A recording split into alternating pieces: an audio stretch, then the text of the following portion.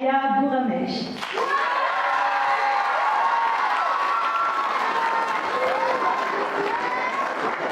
Bonjour, moi, c'est Aya, j'ai 14 ans. Je suis passionnée de sport de combat. Je m'entraîne chaque mercredi et vendredi soir avec détermination. J'y vais en bus ou à pied, animée par ma passion, mais souvent freinée par la peur. Car sur le chemin, je subis régulièrement de l'harcèlement de rue. Je vous rappelle, j'ai 14 ans. Des regards insistants, des gestes menaçants. Et tout ça, la plupart du temps, de la part d'hommes bien plus âgés que moi. Alors j'ai beau faire des sports de combat, j'ai beau me sentir forte, à ce moment-là, je reste pétrifiée de peur. Peur qu'il me touche, peur qu'il m'attrape pour m'emmener je ne sais où, pour me faire je ne sais quoi. Et je ne suis pas un cas isolé. Comme l'a si bien dit Simone de Beauvoir, on ne naît pas femme, on le devient. Mais ce qu'on le devient, beaucoup trop souvent, beaucoup trop vite, c'est une proie, une cible. Voulez-vous être des cibles?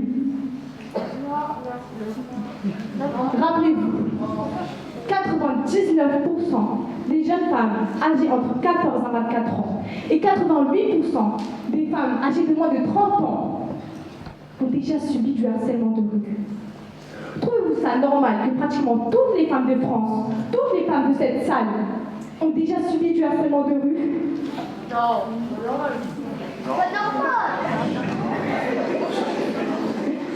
Évidemment, il y a aussi des hommes qui subissent de l'harcèlement de rue.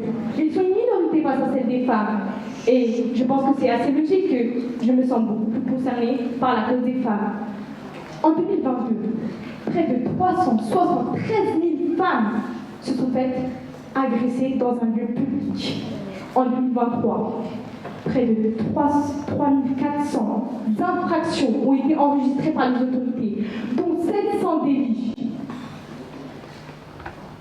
Ce ne sont pas ces chiffres-là qui me font peur, mais plutôt ceux qui les causent, les agresseurs.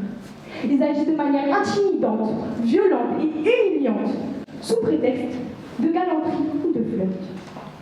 Mais sincèrement, insulter une femme dans la rue car on ne vous prête pas un regard fait preuve de galanterie, ou la toucher sans son consentement est agréable pour elle?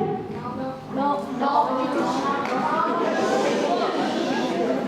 Comme l'a si bien dit Marlène Schiappa, ce n'est pas une simple drague, mais une agression.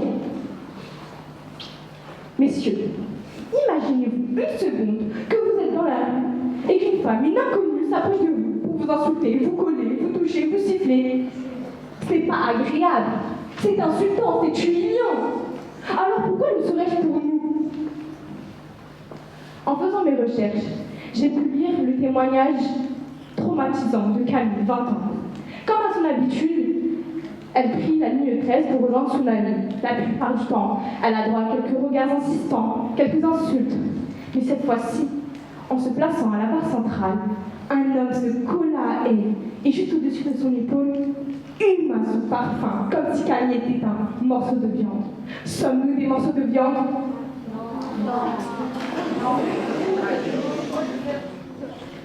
Dans le métro, seulement une personne réagit. Dans un métro bondé de monde. Une seule personne. Un homme âgé d'environ 40 ans. Il hurla à l'agresseur « Éloigne-toi de ma fille, gros pervers !» Je le répète, seul lui réagit dans le métro. Le témoignage de Camille me fit penser à une petite histoire au XXe siècle. Les femmes, à New York, avaient de grands chapeaux, très élégants. Et les faisaient tenir avec des épingles. Et dans le métro, à chaque fois qu'un homme osait l'insulter, la frapper, la toucher, elle piquait l'homme tellement fort avec son épingle qu'il n'osait même plus la regarder. Mais qu'a fait la loi?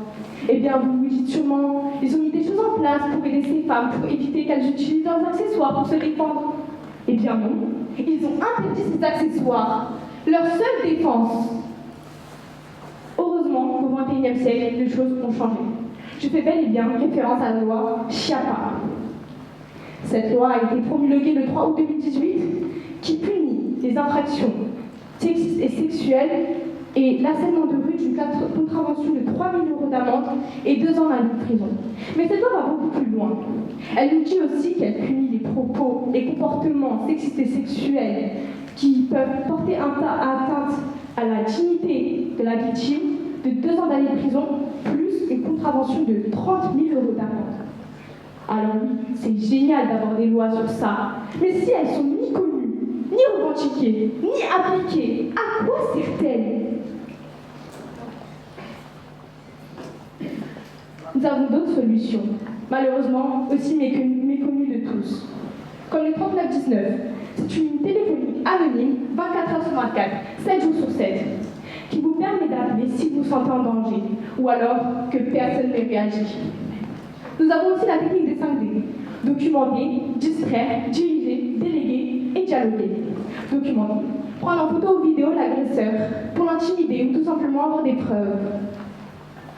Distraire, comme l'homme a fait avec Camille.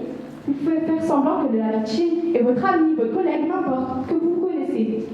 Diriger. Aider la victime et interpeller l'agresseur. Déléguer.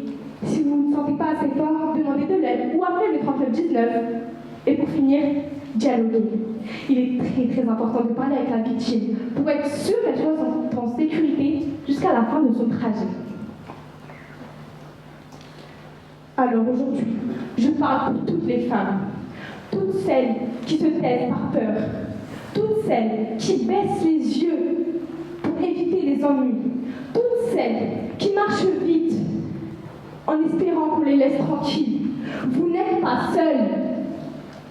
Ensemble, nous sommes une armée, pas de poings, mais de voix, une voix que aucun sifflement, aucun regard sale ne pourra plus jamais faire taire. Mesdames, le silence nourrit leur pouvoir, la parole les fait reculer. Certes, pas tous les hommes, mais toutes les femmes ont une histoire à raconter. Merci.